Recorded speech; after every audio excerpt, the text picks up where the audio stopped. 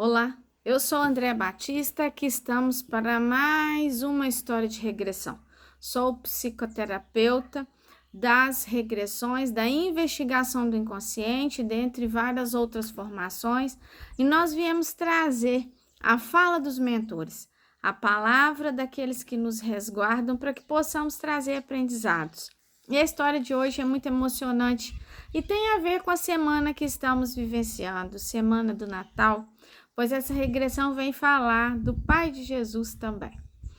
Então veio nos procurar uma mãe extremamente angustiada, o seu filho já adulto, ele não consegue se estabelecer financeiramente, extremamente nervoso, cheio de perturbações, sonhando passar num concurso do emprego e não estava conseguindo. O pai havia tentado ajudar ele, pois o pai trabalha numa marcenaria, o pai é marceneiro, mexe com a madeira, porém ele não se contenta muito com essa condição de marceneiro e sonha esse filho com altos graus de emprego voltados para a área da segurança pública. E a sua mãe vem interceder pedindo essa investigação a fim de que possa auxiliar ele a alcançar um controle financeiro melhor, para que ele possa romper essa existência de uma forma mais digna, tendo mais dinheiro, mais prosperidade e mais tranquilidade na vida. E aí, a história que vem nos falar de um homem a cavalo. Estava passando em locais estreitos, vigiando onde passava a boiada. E na verdade esse homem nada mais era do que um ladrão. Esse homem, ele vigiava por onde os bois passavam para serem levados de um local para outro, e ele providenciava para que esses bois fossem roubados, transviados do seu destino. Amando de um homem muito rico que tinha terras em locais distantes. Então, o que esse homem muito rico fazia? Contratava ele e outros para que matassem quem fazia o transporte dos animais e transferisse os animais, sumisse com os animais para que depois pudesse retornar aqueles animais, aquele homem pudesse vender. E assim fora feito. Esse homem a cavalo vigiou, só que ele não teve coragem de matar quem estava à frente com os bois. Retornando à fazenda, o homem extremamente bravo com ele por não ter conseguido executar o roubo, uma senhora ouve toda a conversa. A empregada da fazenda escuta tudo e se assusta, apesar de que já desconfiava dos negócios ilícitos do patrão. Porém, esse homem a cavalo começa a ter que andar de terras em terra, sendo contratado para roubar. E assim ele fazia e chegava até mesmo a matar. Aí vem dizer o seguinte: ele tinha muitos trabalhos a fazer com dignidade, mas escolheu o dinheiro mais fácil na tentativa do pouco esforço. Andava sempre amedrontado, em perturbação, atormentado com medo de algo, como se fosse um descontrole interno. Não conseguia separar a vida de trabalho honesta. Até pensava, mas o que carregava não conseguia voltar atrás. E quantos de nós trazemos culpa? E quantos de nós achamos que não merecemos tal coisa de melhor para nós porque estamos agarrados na vivência passada que cometemos erros, ou estamos agarrados a um antepassado, ou estamos agarrados a um condicionamento que adquirimos na nossa infância de não, eu não mereço, dinheiro não traz felicidade, rico não é feliz.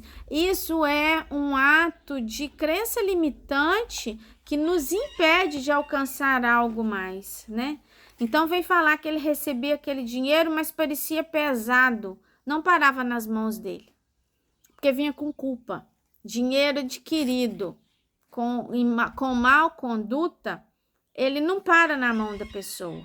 Então, ele fazia coisas erradas pelo dinheiro. Quando se faz determinada situação, causa escuridão no ser. As marcas impregnadas atormentam ao longo de muitas jornadas, como se absorvesse o medo, mas na verdade é a culpa que carrega.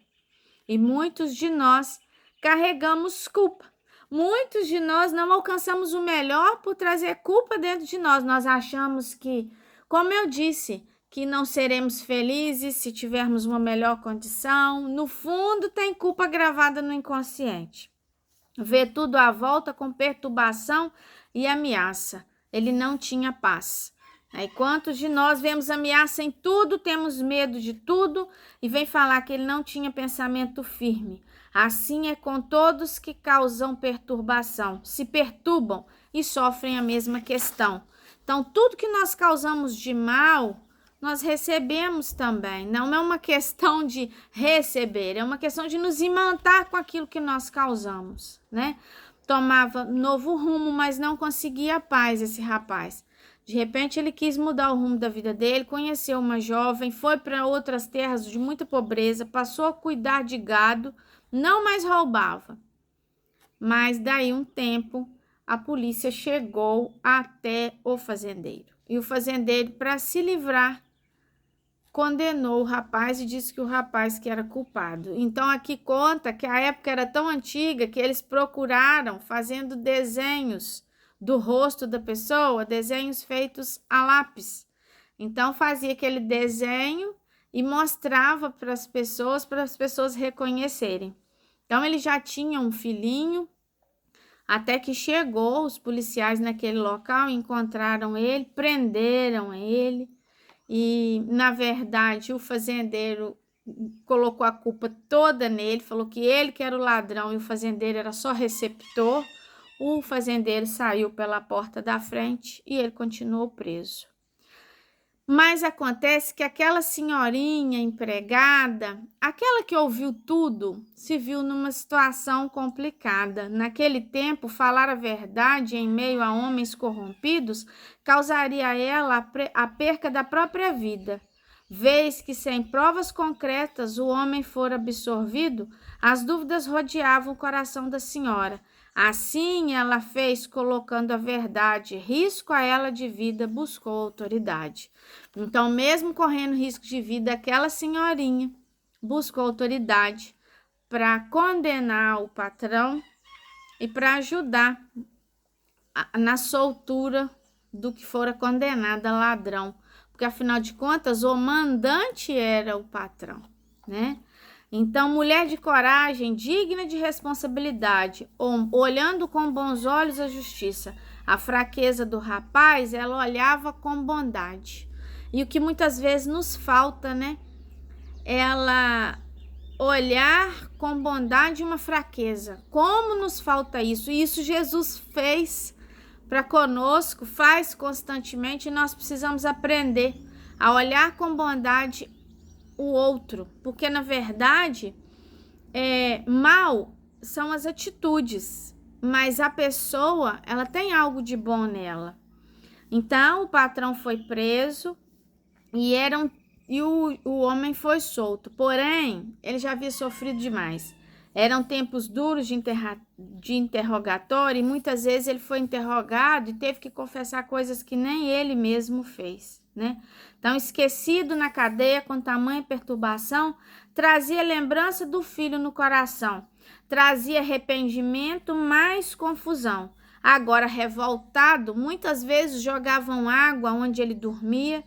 Ele estava nesse momento doente do pulmão. Velho, transferido para outra prisão, e até que ele chegou ao ponto de, mesmo sendo solto, desencarnar. E assim ele se viu num sofrimento imenso pela própria revolta que causou e só via escuridão, dor e sofrimento até que veio um resgate. A senhora coloca a mão na testa dele e ele retoma a consciência. Aí vem falar o seguinte: um sentimento de amor, carinho e compreensão. A senhora zelava como filho o pobre irmão que enveredava por caminhos fáceis, causando desilusão. E aos poucos ele foi tomando a consciência. Aí eles vêm dizer: Ter consciência de um passado custa se refazer. Tá se recuperando com a senhora ao lado, com necessidade de ajuda, amparo a proteger. A missão dela pegou para ele o irmão recolher, para misericórdia o ser a sofrer. Sabia como missão regenerar aquele ser. Naquela confusão que haveria de se deter com muita perturbação, um dia se desfazer. E ela aceitou retornar essa existência como mãe desse rapaz. E é hoje essa mãe que veio nos pedir ajuda. E vem dizer sobre ele que traz pontos escuros de um passado. E ainda narram até qual o chakra que traz pontos escuros para ser tratado. Atrás dos pescoços, na cabeça, pontos de perturbação que somente muito esforço, trabalho, ele superará a confusão. Então, aquela senhora veio um pouco antes para que ele viesse depois. Ele, homem simples, levado pela vaidade em pouca idade, um tanto destemido, na verdade. Revolta que carrega do ser, não compreende, nem entende. As palavras as que diz e como professam são perturbações. Chega até ofender os que tanto ama e não se faz compreender. Então, eles deixaram bem claro que os momentos de desespero dele, de angústia, ele chega a falar coisas que nem ele mesmo compreende. E aí vem o recado para essa mãe, o recado para nós, o recado tão importante que a espiritualidade vem nos dar. Ouçamos com muito carinho. A mãe do momento, senhora do passado, interligados em grande legado, são desafios reais que tem atravessado. O homem deve se reter e ter mais aceitação. A cada posição do ser, sua própria profissão. Ser grato ao melhor meio a se desenvolver, aceitar ao que veio para melhor entender. Nem sempre ter o dinheiro é a alegria do ser. Aceitar o bom trabalho digno de se viver, como o filho de José, o exemplo devia ter. Ai, moça, ao tomar conta, porque o filho de José é Jesus. E ele tinha tanto orgulho da família que ele trazia. Aquele pai carpinteiro. Esse pai carpinteiro que esse jovem tem. O orgulho que precisamos ter dos nossos antepassados. A gratidão que precisamos ter pela nossa profissão, seja ela qual for. Porque o primeiro processo de prosperidade é sermos gratos pelo que possuirmos, para que, à medida que exalamos gratidão, essa energia possa imantar e trazer mais prosperidade. Se você quer prosperidade, seja grato ao que você possui. E que possamos ser gratos àquilo, às condições que os nossos pais nos deram, assim como Jesus foi grato ao exemplo de José. Esse bom José, ele e Maria, que com tanta simplicidade e humildade criaram e cuidaram o menino Jesus, e que ele possa nascer nos nossos corações e nos ensinar a ser gratos, a ser mais felizes com o que possuímos, para que não nos percamos nas veredas da inveja, do roubo, das injustiças. Que tenhamos muita luz e muita paz.